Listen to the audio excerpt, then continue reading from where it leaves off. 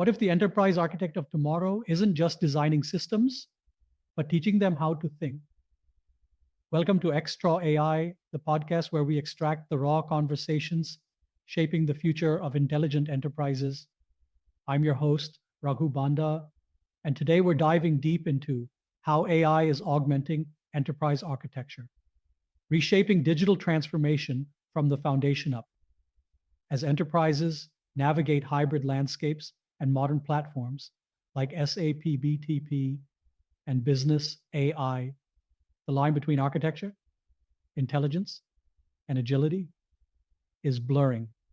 And standing right at that intersection is our guest, Shibaji Chandra, a thought leader and enterprise architect who's helping global organizations bridge strategy with AI innovation.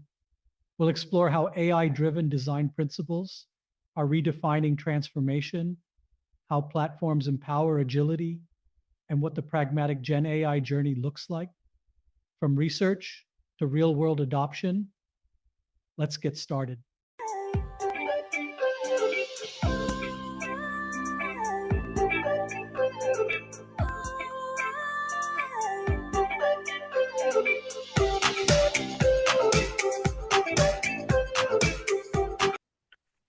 All right, welcome back to our XTraw AI podcast, where we talk about different things around AI and machine learning and other aspects. Today, I have an interesting topic. As you all know, enterprise architecture is a big topic and how AI is becoming a big part of it. So the topic today is architecting the intelligent enterprise. And today with me is Shibaji Chandra from SAP. Shibaji, welcome on board. Thanks for having me, Raghu, on your show. I'm really avid follower of your show. It's just very exciting, and it's just really great to be here. And I'm very excited. Yeah. Beautiful, beautiful. Before we get started, Shibaji, I would like to get a bit of a background for our audience about how your journey evolved towards this enterprise architecture and AI. Absolutely. So I have started my career 22 years ago, and at that time, pretty much all along my career, I've been working with SAP technologies. Earlier in the days of obviously we were in monolithic architecture, then distributed systems. Obviously, then went into cloud, and when SAP has actually evolved into cloud platform, I was more into cloud platform development side, architecting solutions for our customers to create bespoke solutions on cloud platform in modern way. That way, I was deep into integration as well as application development architecture for a very long time, and then eventually realized that technicalities is fine, but ultimately what stands out is basically the value proposition that is coming out of the business architecture of it. And when we drive on the enterprise architecture, that's probably the triggering point where I thought that probably we have to switch to think of beyond technicalities and going into the enterprise level. And that's where my journey started on the enterprise architecture paradigms, and started learning about the business side of it. Then obviously during my MBA, I did some business that has drawn the interest on that as well. So obviously combining the business side of it as well as the IT side of it, enterprise architecture is something which is well-rounded for both sides of it, right? So that's kind of started my evolution on that. And past few years, obviously, it has been an exciting journey in terms of artificial intelligence infusing in the AI space, EA space. EA means enterprise architecture space.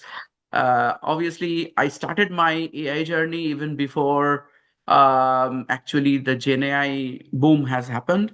I was architecting. Fortunately, I got that opportunity with some customers where in the very early days of AI, we had incorporated machine learning kind of algorithms, and that way we could cater the customer's business there. So that was something that we started, and obviously some internal tooling, internal software development. That's where I kind of ventured out. But what exploded after GenAI explosion, I'd say, there are a lot of new stuff that has coming along, and particularly for content generation and discovery, and exploring a customer's business. And that side, we can really firepower our stuff with leveraging GenAI stuff. And from that perspective, I'll probably talk a little bit more later on time how we kind of endeavored on those sides, and ultimately the subject which is very intriguing for me is augmented EA, which is Right.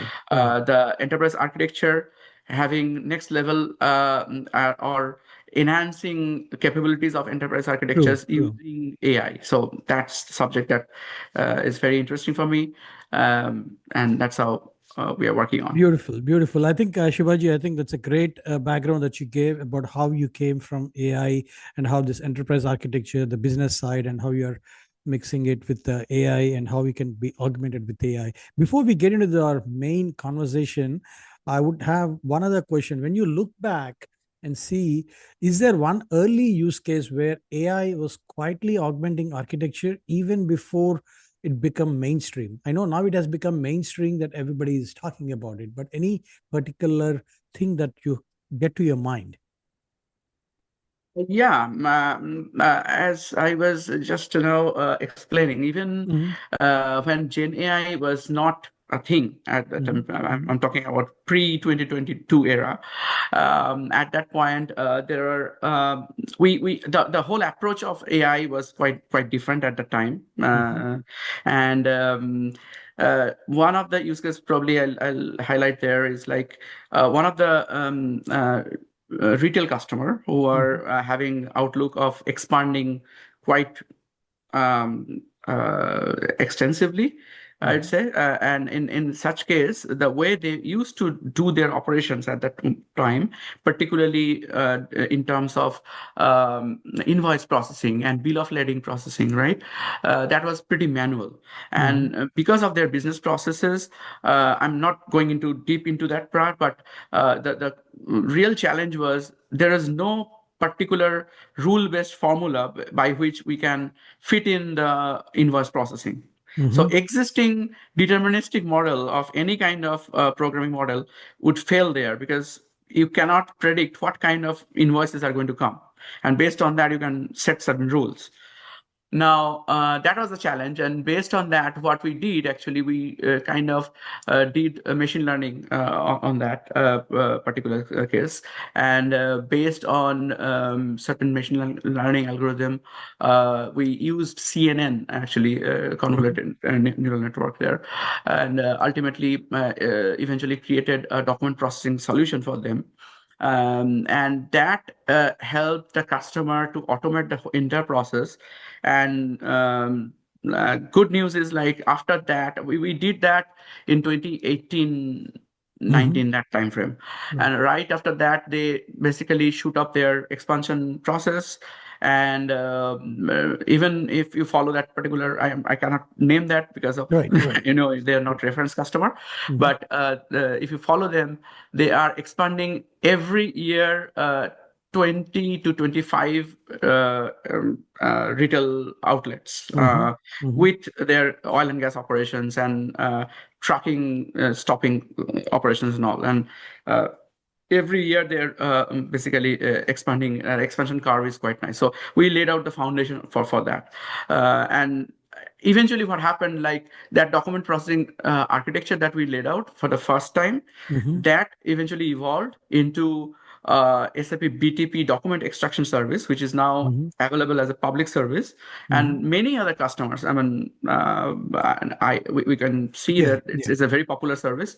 Many other customers are actually utilizing that service to do their automated machine learning based document extraction.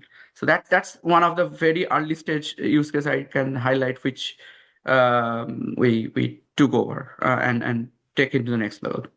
Beautiful, beautiful. I think it's great that you brought up that use case, and it's a very widely used use case. And then even before Gen AI became mainstream, I think this was one of those things. I think you and many of us were involved in that. I think that's a great story. I think great segue uh, into our main conversation today. I know we have long talked about this digital transformation, right? I think we know how this digital transformation is happening, but now AI seems to be augmenting this overall ES toolkit. Uh, so, how do you see that AI is reshaping the way architects design and evolve these digital landscapes? So, could you talk a few things around that? Yeah, that this is something I'm really fascinated about. This the way it is shaping up and evolving. It's really interesting. Uh, After OpenAI boom and all this, in 2023, I was venturing out to understand more on curated content generation, and that's where RAG came into picture. Obviously, the other benefits of that is to uh, generate content without hallucination and having more focused content. And that's where I started building some of the internal tools.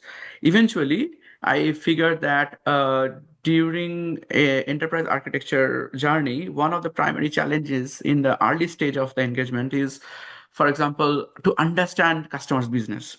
Mm-hmm. And a lot of the times the EAs doesn't get to know the proper stakeholders or interview the proper stakeholders to understand what's going on, what are the strategic imperative for that particular customer. And it's kind of hard to unearth that core values or core drivers, and based on that lay out the enterprise architecture for them. So one of the first tool set that we ventured out is something called the strategy recommender, business strategy recommender. And the business strategy recommender is a tool which is basically factoring in publicly available customer documents, as well as if customer is providing any document which is like, let's say, business strategy document or something, you can feed that into that Gen AI based tool, Mm-hmm. and then quickly generate a recommendation out of it. We did some level of RAG based solution, and then on top of it we had prompt engineering, and eventually get a good value proposition in terms of like what could be a good business goals or good business strategy and drivers that could entice the customer. So I'm not saying that that's absolutely accurate and customers should follow that, but Right. that's something that is giving the enterprise architect a good foothold or good pointer Mm-hmm. to start the conversation. Sometimes that starting point is very difficult to Right. so that's where we started our journey. Eventually what we see that there are a lot more tools, like we conceptually build and then eventually worked with product management as well to enrich SAP's offering here, particularly in terms of Lean IX, for example, Right. where one of the key features are, for example, embedding AI features within the EA practice. Mm-hmm. I probably highlight three areas here. One area is, of course, like within Lean IX, you have to fill out a lot of fact sheets. And Mm-hmm. fact sheets are, just for the audience, like these are sheets where you can maintain a lot of details about application, organization, initiative. There are 12, 13 types of different fact sheets that we fill out. So it's insurmountable task for an EA to fill out everything. Now, what embedded AI does for that particular tool is like a lot of areas. Let's say you have an application and you know publicly available description of that application, what are the Mm-hmm. business functionality of that application. You don't have to type in, and you can just click with a click of a button. You can invoke the Gen AI generated content and fill Mm-hmm. that in. Obviously you have to review that, and after the human oversight you can amend it and finalize it, but that expedited your journey and it accelerates the whole work in many folds. That's beautiful. On top of it, the second part of it is also something called inventory generator. Mm-hmm. And in the inventory generator, what happens, like inventory means in LeanIX, you can generate your fact sheets automatically. So a Right. lot of the times we have seen in the enterprise architecture world, you probably start your journey with your customer having a legacy architecture diagram, maybe a Mm-hmm. PDF or a PowerPoint presentation, which is having lots of boxes connected. It's a common story, right? Right. And a typical starting point is we have to interpret that diagram Mm-hmm. and convert that into LeanIX interpreted way, which Right. is fact sheets and whatnot, right? But this inventory generator, what it does, using visual LLM model, it basically interprets that image Mm-hmm. and converts that into corresponding LeanIX fact sheets, Mm-hmm. and that expedites the whole process multifold. So when I started my LeanIX journey, beginning last year, I would say this feature was not there. Right. Typically, we used to take like weeks for converting this kind of complex image to ultimately an architecture piece. Now it's at the most, I'd say half a day. Right. Right. So that's acceleration happens through AI. So obviously, this is part of that augmented AI piece that I was trying to say. So which is very exciting. Mm-hmm. Mm-hmm. Beautiful. I think I know the way you have explained about how LeanIX and how embedded AI is enhancing LeanIX and the capabilities so that the enterprise architects can work on that and how it can reshape the way the architects design and evolve these digital landscapes. I know nowadays many organizations are also talking about clean core and composable architecture. So, in this regard, how does embedding AI into the architectural decision making make these enterprises more adaptive and intelligent? Any thoughts that you could uh, provide here? Yeah. So there are multiple dimensions on that particular topic. First of all, AI is giving firepower to the EAs Mm-hmm. to quickly understand the business and get the insights of it. And having doing that, not only from the Linux standpoint, as I mentioned just before, there Right. are other tools. For example, in Signavio, when we do process modeling, Mm-hmm. GenAI can propose a right way or best practice way how we can model a process. Mm-hmm. So these kind of insights that we can get is very helpful for a particular EA to take decisions on, let's say, cleaning up the process. Okay, Mm-hmm. so that's one part of it.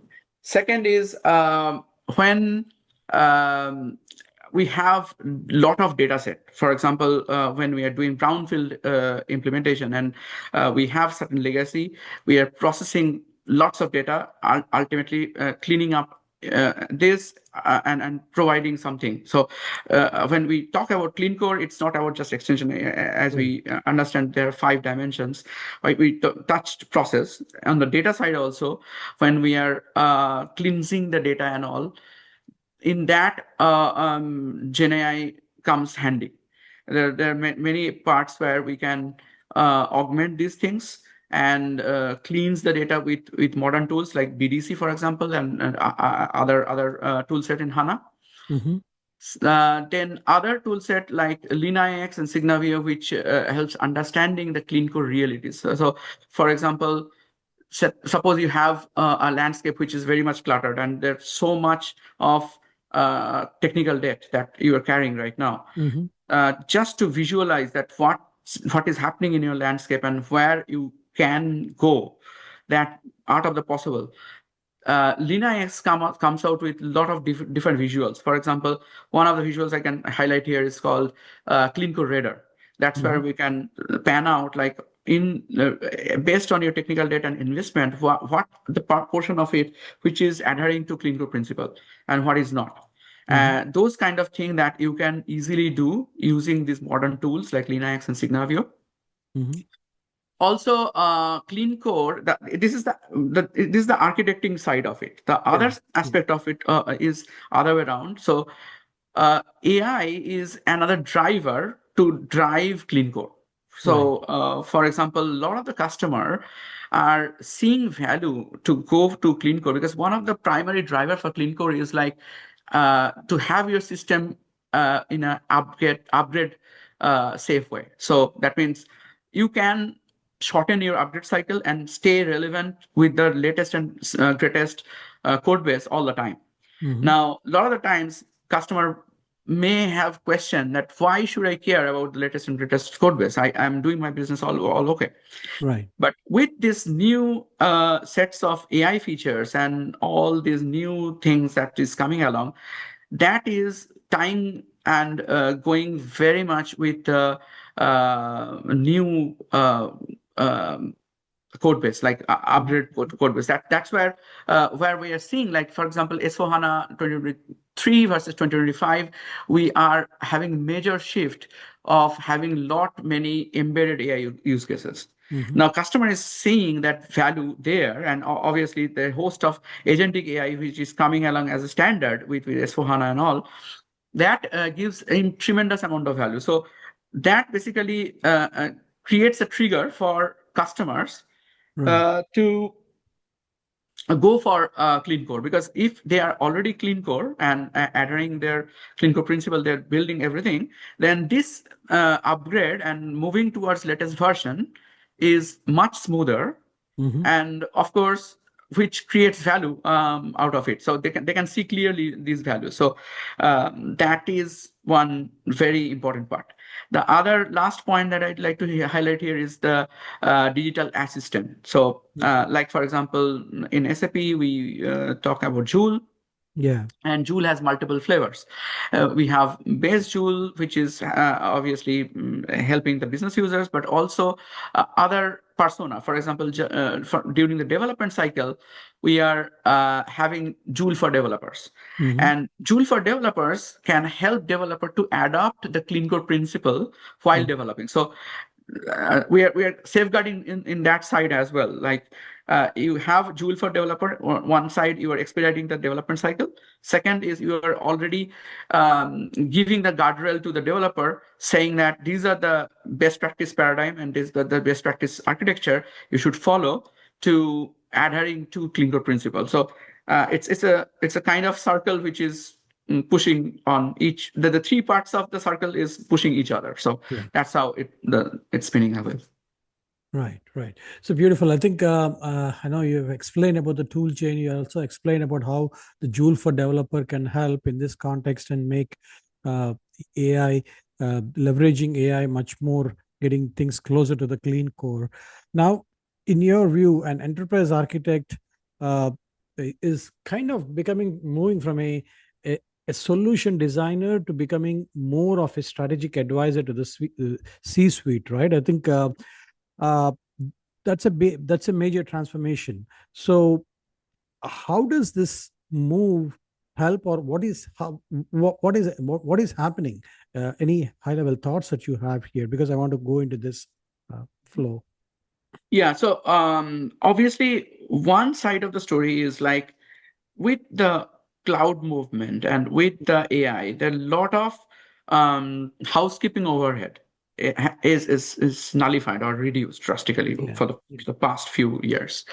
That way, typical usage of enterprise architects, where they were used multiple tactical works or day-to-day operational works, that has reduced. So that gave them a breath to endeavor into newer side in terms of going towards business and carve out or architect a solution in a right way. So that's a positive move. Mm-hmm. That gave them the bandwidth. So that's first part of it. The second part of it, obviously, if you look at the enter any kind of enterprise architecture framework, for example TOGAF, Mm-hmm. we always start our architecture journey with business architecture, or even before that value driver and all. After that we start with business and then IT. So it was never ever a role which was focused to IT or to Mm-hmm. operate an IT system. It was more to drive the business. So always business drives the IT, not the other way around. Mm-hmm. And probably this is the sweet time where we are actually implementing this in the right way, where enterprise architects are in the forefront. They are having rich background of technicalities. They understand deep into the pros and cons and different options, and how to drive the initiatives, but in a very pragmatic way. But Mhm. on other hand, they are having deep understanding of the business side as well, and they are Right. venturing out on that, and that leverages basically for the customers. That is something leverage that they can take to carve out newer business or newer areas of innovation. So um, it's kind of both ways, and that way the role of enterprise architect itself is evolving into more strategic role from a Mhm. tactical role. Mhm. Mhm. And obviously AI is in forefront on the digital transformation in a different shape and form, right? And that's where for example, when I talk to our customers, for example, and there are multiple times I talk to C-suites, Mhm. they are seeing the reality. Obviously, Right. AI is a boom and is a disruptor. They would like to understand how best I can leverage AI Mhm. to transform my business. Now, EAs are poised in a right position at this moment, who have their deep understanding of technicalities as well as the realities of the business, and they can augment their EA practice, expedite the deliverables through AI. So, with all these three juncture, they can deliver optimally on a higher scale. Okay. Glad that we went through this AI and enterprise architecture at a higher length. I would like to now kind of get into this aspects of the modern platforms, the business agility, because this is where I would like to get into the platforms like SAP BTP and SAP Business AI and how they are Mhm. transforming the enterprises to innovate much better and much faster. I know Mhm. you've got great background and great experience from BDP as well. So, from your experience, what makes these platforms true game changers when we talk about agility and speed, and now coming into this business transformation as such? Yeah. So when we start the platform game Mhm. from SAP side, I'd say um, the platform game basically started with predominantly AWS and Right. then Azure and all, and ultimately at that point, cloud platform means it was primarily on the infrastructure as a service. That layer was very popular at that moment. I'm talking about 2013, 14, that time frame. True. True. Um, SAP has started their platform game on a other playground.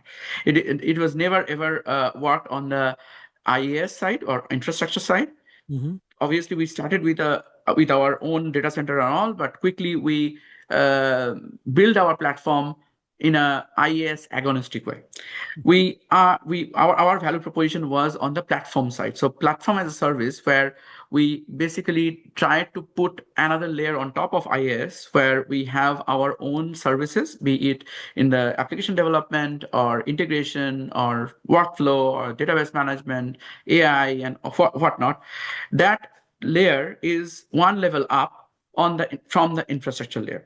So that is one level of game changer, and it's a kind of paradigm shift in the industry. Second is where really I'd say BTP has played smart is the content, Hmm. and that is something really differentiated out of other platforms in the SAP world. Whoever has used, for example, integration suite or build process automation, there are numerous standard out of the box content, be Hmm. it integration content or workflow content or process model content, CDS views, you name it. I mean, there are True. lots of content, rich business content, and that's something which accelerates the entire ecosystem. Mhm. Because the moment you start conversing with a customer who is probably starting with the IAS layer and building an application from scratch, that is something that obviously you can do that. Mhm. But when you go with a platform like a BTP, which comes out with ready-made services on top of it, and with the content, you are already ahead. You are not starting from scratch. You are probably starting the building not from the ground, but the first floor is already given, and on top of it, you're building. So that's a very good game changer, a very good game changer. And now, obviously, what is coming along is business AI on top of it, having business accelerator services. For example, I mentioned document extraction services, this kind of services. Plus, we are talking about this Joule for developers. And Joule for developers is something which is embedded in SAP build. And that's where literally I can give my experience, like back then, in my early days of SAP Cloud Platform. At that time, we used to call it HANA Cloud Platform, if you Right. recall. And that time we used to build a full stack development in a moderate scale. I would say it would take for me probably a week, a seasoned developer, to develop something. That thing drastically reduced, and with certain accelerators and template, it was always possible in few days, maybe 2 to 3 days. And with Joule for a developer, literally a non-developer can create a full stack development within few hours. Mhm. Mhm. And that's the paradigm shift. Like, even a non-developer who doesn't have any clue about, for example, cloud application programming, CAP model, or Node.js, he can develop, deploy within few hours. So that kind of acceleration is possible with modern platform like BTP. Beautiful, beautiful. I think you gave a pretty good background about how BTP and business AI make a big impact here. I would like to now get into a bit of this uh, governance, compliance, and security, because these are some of the things which are very much needed. And I know, especially in these multi-cloud environments, how do you see, how do you balance innovation on the cloud platforms while also maintaining these governance, compliance, and security? Any few thoughts before I would like to get into the other aspects of some real-time examples? I think few years back, one of the paradigm or coinage was very popular, and that's something that is we are seeing now in reality. It's called bimodal IT.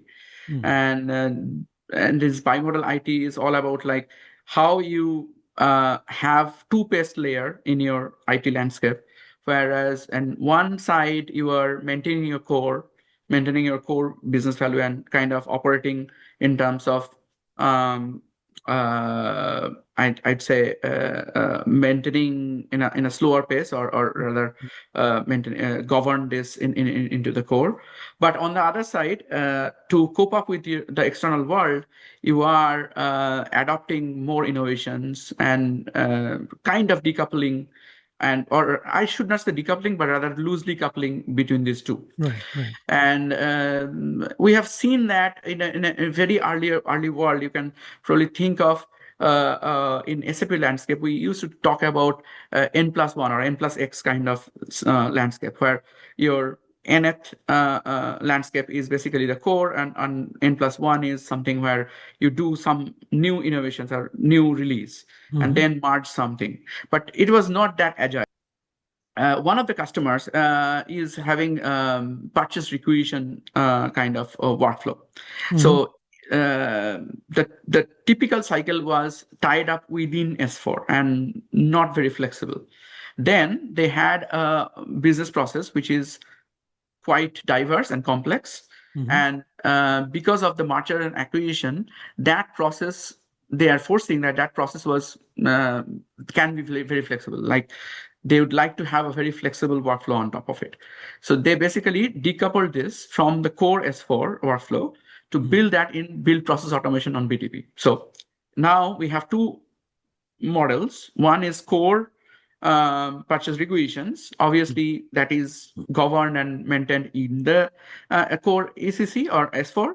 But on the other side, the workflow part, which is more agile and nimble, that is they're building on the more innovation platform, which is BTP. Right. Then eventually they did some merger acquisition, some kind of process changed. Eventually, they are now also augmenting some of the AI features into this workflow. So now you don't have to touch the core, but you are still doing your innovation on top. And your business is running. On the other hand, you are adopting and embracing the new innovation on top of it. So that's how it is evolving in bimodal IT. That's I'm seeing, which is very popular. On the core authentication piece also, the security architecture, the way we used to see security architecture, that has changed quite a lot. Because earlier days, we used to have on-premise solution, very much cut out of the outside world network. You can very well protect it inside that. So a lot of the security standards are not mandatory. I'd say. I mean, obviously, best practice says that you have to do that, but many customers were not adhering to the highest security standards. Now, with the cloud exposing to the cloud, you have to basically adhere to those standards. Now, second part of it is obviously the good part is when customers are adopting public cloud solutions like BTP or any SaaS product, they are already adhering to these highest standard which is available in the market. They're coping up with the highest possible security standards. For example, multi-factor authentication, scheme APIs, and federated identity management system. These are like a standard feature now.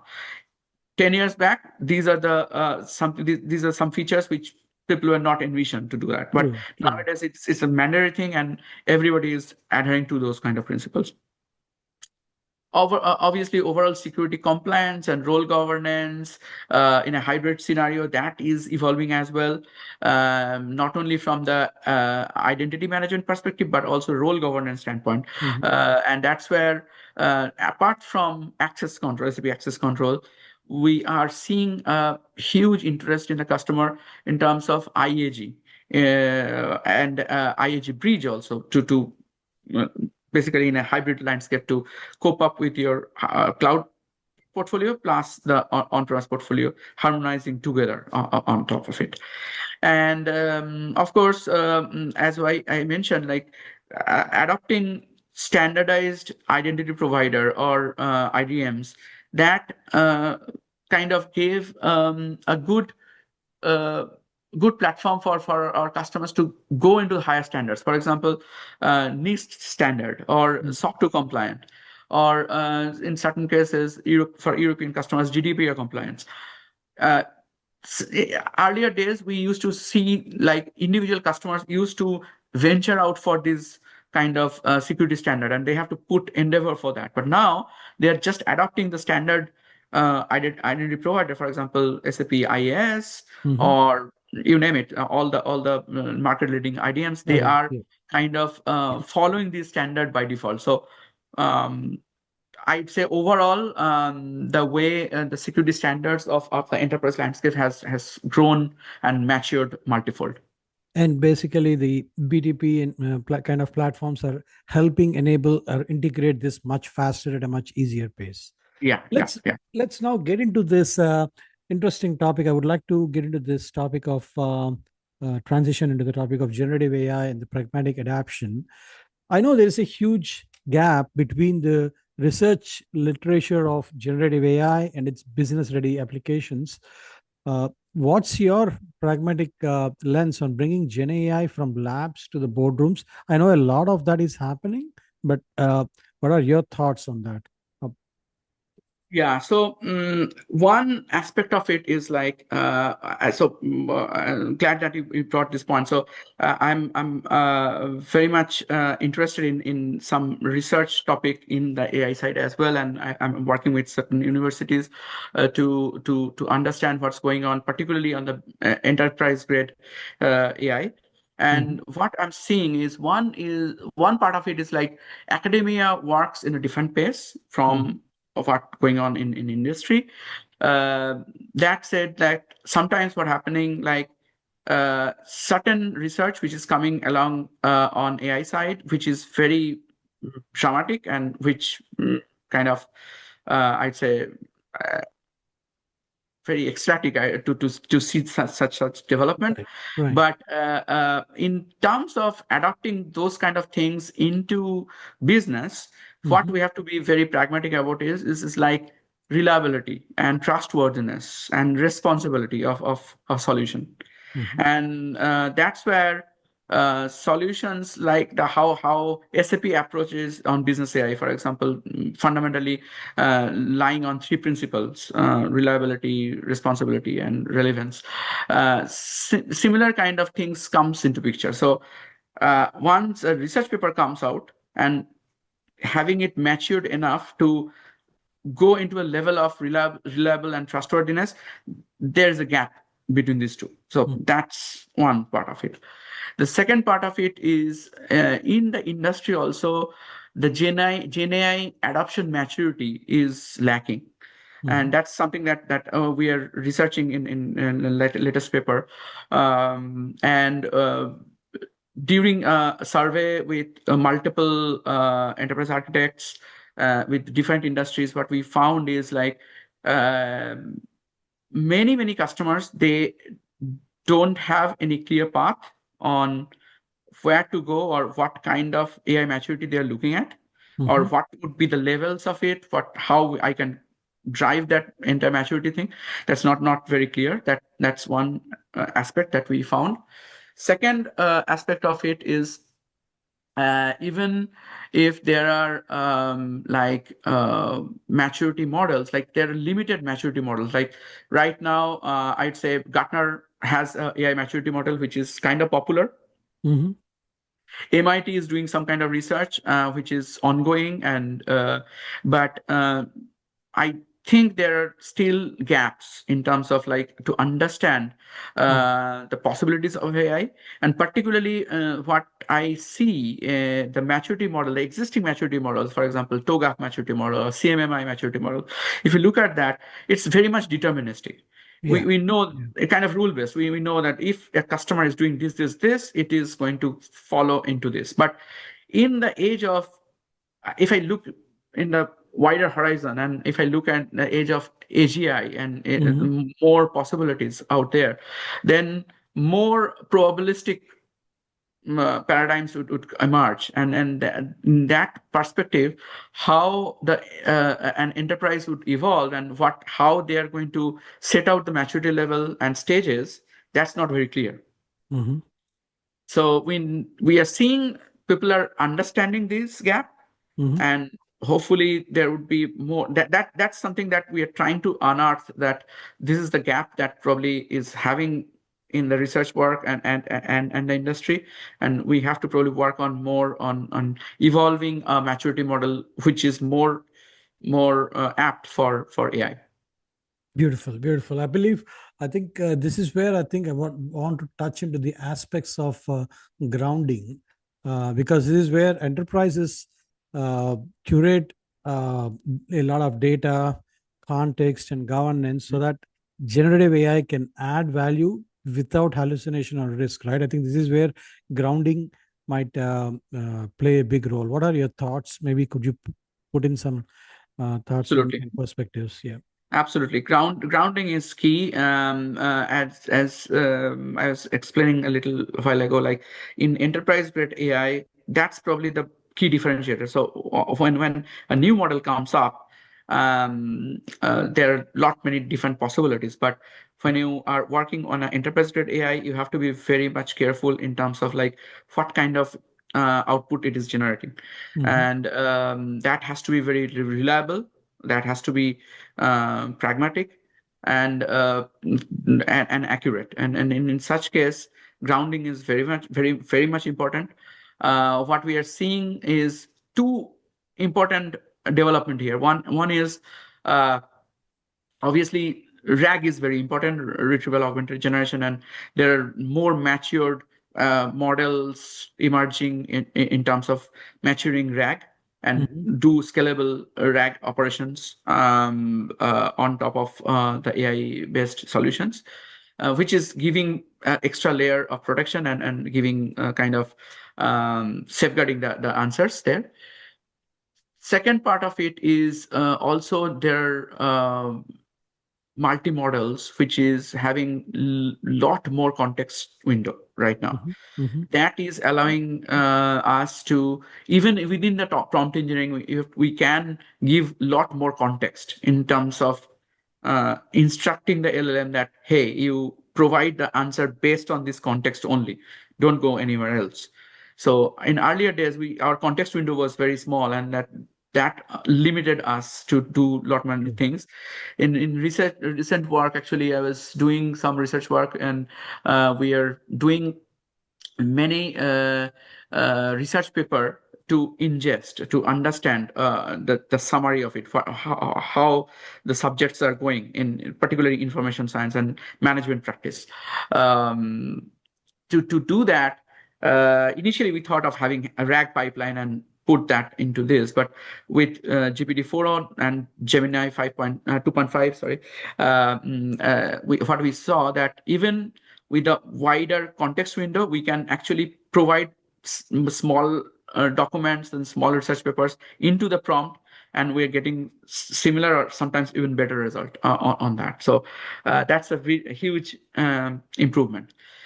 On top of it, what SAP is coming out with is orchestration, Mhm. which is a next level game changer, I would say. So a lot of the times, when you are actually going through corporate level enterprise AI, that's where you have to adhere to multiple business rules and governance or compliance, right? In such case, you have to be very careful. You have to probably work on not only just hallucination free, but also try to understand like how I set out the temperature of output. What are the different languages or subjects that I should avoid? Any risk there that I should mask? Any sensitive data that I should not put into outside world, I should mask that. All this complexity comes into picture. So what in SAP Generative AI Hub, or we call it Gen AI Hub, comes up with is like that's called orchestration. So in the orchestration layer, it has a grounding layer, but on Mhm. top of it, it also provides you a layer where you can do this massaging with the data. You can cleanse the data, you can filter data, you can mask data, and then optimize your usage of the model. So a Mhm. lot of the times, what we are seeing that the foundation models are evolving so fast as well, and there are multiple operators there, multiple players who Yeah. are coming out every day with new stuff. It's very important to have uh, a, a playground where I can see and different models, try out different models, and based on my business use case, I should be able to switch the models in a quick fashioned way. So that kind of flexible orchestration and architecture is evolving very fast, and I think and even if you look at a very recent stock movements, for example, Mhm. the foundation model AI companies were doing very good, obviously. But on top of it, people are realizing that the real crux of it is lying on the application layer on top of it, and that's Yeah. where organizations like SAP or Oracle, who are doing a lot of stuff on top of it to do value relation using the LLM, that is emerging very fast. So that's something a game changer as well. So we have to have some kind of platform where we can play around with multiple Mhm. LLMs, even if maybe in future having agentic AI to understand the typical use case and then use proper LLM. So a lot of orchestration opportunity out there. Beautiful, beautiful. I think glad that you brought up that aspect of orchestration opportunity and orchestration layers and how these things are working. I know we are getting to the end of the hour, but I would want to ask this. I term this as the extra AI question, the $1 million or the $1 billion question. I know as AI becomes more agentic and more self-orchestrating, let's come back to the enterprise architect role, right? I think what kind of skills do you think the EAs, enterprise architects, need to develop to stay ahead of the game? Any thoughts or perspectives that you would like to provide? Yeah. So first of all, obviously, EA engagement should become more strategic rather than Mhm. tactical. So obviously staying ahead in the curve in terms of knowledge leadership, that is very, very important. But having deeper understanding on the business side of it and the value story, that really is very, very important. Mhm. Daily operational tasks might be automated, but human oversight is obviously necessary. But obviously, that tactical part of it and operational part of it would probably reduce further. People would be focusing more on the strategic topic, and that's where communication soft skill is very important as well. That's where EAs has to grow and having more business mindset and what's going on, having more outlook on what's in the horizon, what's in the bend. That would was probably giving them ahead of the curve. For example, like how AGI is evolving, new, looking at the ever-changing hype cycle on Right. AI. For example, uh, I was checking out Gartner's report on that. From 2024 to 2025, it's just quite a change. True. There are lot many topics which Gartner outlined that these are on the pinnacle of hype cycle. Mhm. That is kind of going down. For example, model ops was in a hype cycle last year. Mhm. This year, you'll probably see it's kind of settling down. Right. Um, Developing of newer models, kind of settling down. But on the other hand, AI native software engineering, which is coming up, very very emerging topic. FinOps on AI, that is also emerging. So these are some new topics which is emerging. Obviously, not to emphasize on agentic AI and the data layer of the AI itself, the AI readiness for data, where obviously SAP BDC and the data layer plays a very big role. Those are the things that is emerging. So from a EA standpoint, if you have to be strategic, you have to look out what's going in the world and what's in the horizon. So that's important as well. Right. Beautiful. I think these are some of the important points that you have mentioned, that how the EAs can look into that and stay ahead of the game. I know it's great having this conversation with you. I think final closing key takeaways or anything for the audience listening into that you would like to provide.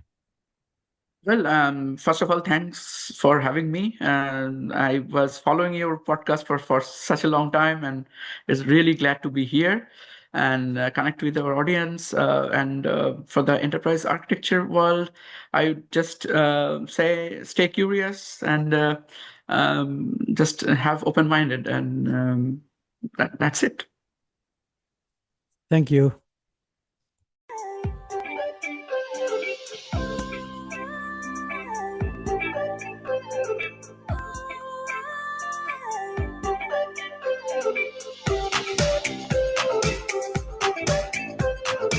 What an insightful journey.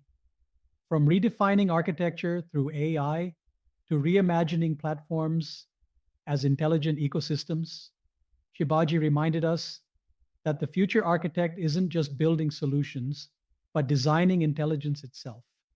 If today's conversation sparked a thought, share it forward, because that's how transformation scales. You've been listening to XTraw AI, where we don't just talk about the future, we help you architect it. Stay tuned for our next episode, where we continue to extract the raw AI that's shaping the world's most agile enterprises. Until then, stay curious, stay intelligent, and stay XTraw. Happy predicting the future with AI technologies.